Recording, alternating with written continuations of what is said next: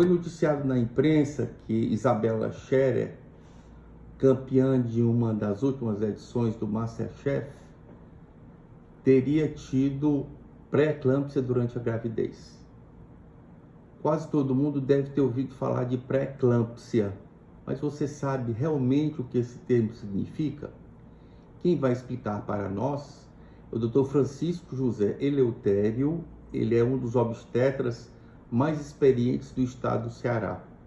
Além disso, ele é membro titular da Academia Cearense de Medicina. Por favor, doutor Eleutério. A doença hipertensiva específica da gravidez, nas suas formas de pré-eclâmpsia e eclâmpsia, acometem cerca de 7 a 10% das gestantes.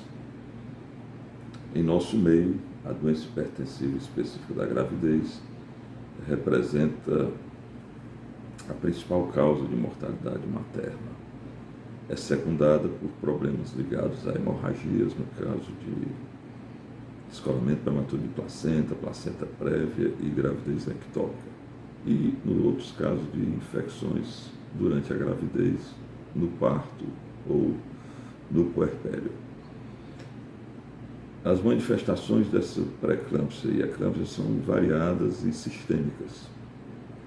Podemos encontrar hipertensão arterial leve, no caso de 140 por 90 milímetros de mercúrio, em 2 ocasiões com 6 horas de espaçamento, ou pressão arterial acima de 160 por 110, acompanhada de edema, proteinúria, cefaleia, convulsões, coma, acidente vascular cerebral hemorrágico isquêmico, insuficiência cardíaca, edema agudo de pulmão, infarto do miocárdio, alterações nas funções hepática e renal, levando muitas vezes a óbito. Os fatores predisponentes para esses quadros de pré-eclâmpsia e eclâmpsia são primigestação, obesidade, hipertensão arterial crônica, doenças do colágeno e trombofilia, essa última causando problemas extremamente graves na evolução da gravidez e do parto. Essas doenças tipo pré-eclâmpsia e eclâmpsia levam quase sempre à interrupção prematura da gravidez, acarretando danos não só para a saúde materna, como para a saúde fetal.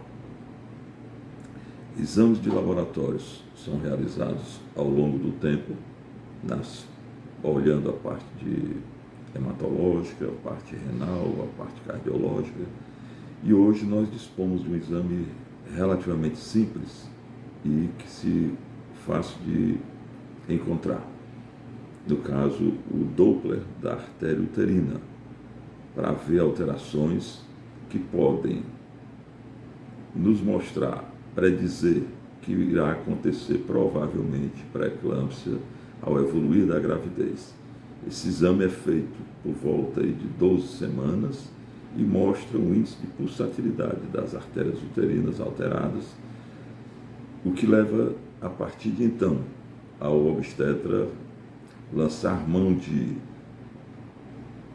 profilaxia farmacológica, especialmente com aspirina 100 a 150 miligramas por dia, de preferência ao deitar. Em alguns locais do mundo se acrescenta carbonato de cálcio na dose de 1 grama ao dia, mas a maioria dos pais não utilizam. O uso de fármacos hipotensores são de extrema importância no acompanhamento de casos de pré-eclâmpsia e eclâmpsia. O mais antigo utilizado fármaco é a metildopa, utilizados em 250 mg 3 vezes ao dia, depois aumentando para 500, 3 ou 4 vezes ao dia, chegando até 1 grama 3 vezes ao dia. Hoje se utiliza bastante a nifedipina, amlodipina e a hidralazina nas suas formas, principalmente hidralazina endovenosa, nos casos de iminência de eclâmpsia ou mesmo de convulsões. O sulfato de magnésio, outra substância que nós utilizamos também nas fases de pré-eclâmpsia grave e eclâmpsia.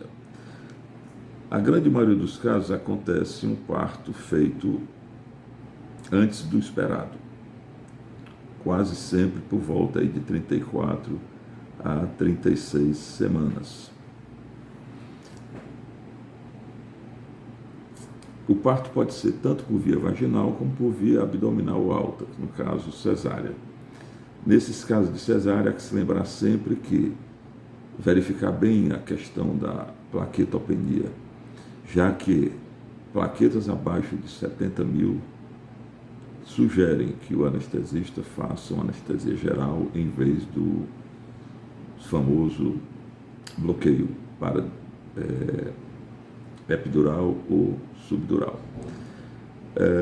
Esses pacientes deverão utilizar-se, lançar a mão durante a gravidez, em alguns casos, da heparina de baixo peso molecular, se ela tiver um acima do anticorpo antifosfolípido, ou então, no caso de fazer uma profilaxia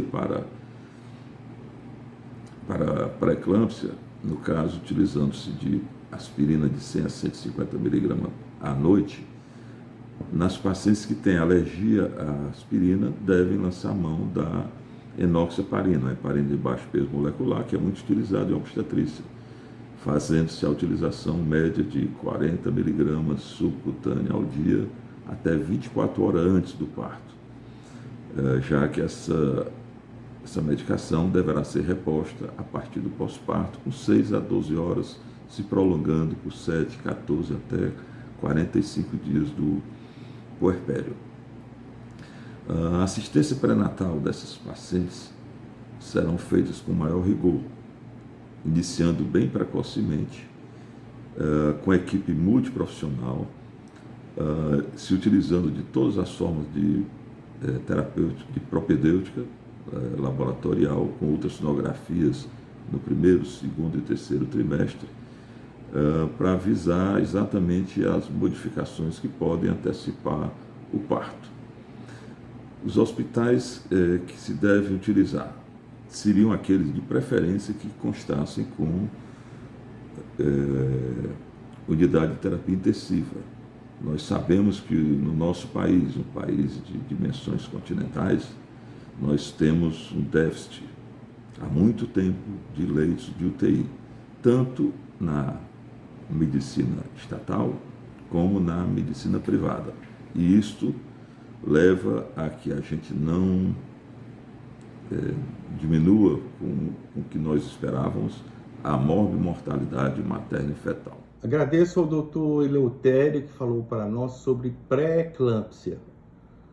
O próximo tema não será menos interessante do que esse. O tema que nós vamos abordar é um médico nas redes sociais. Não percam!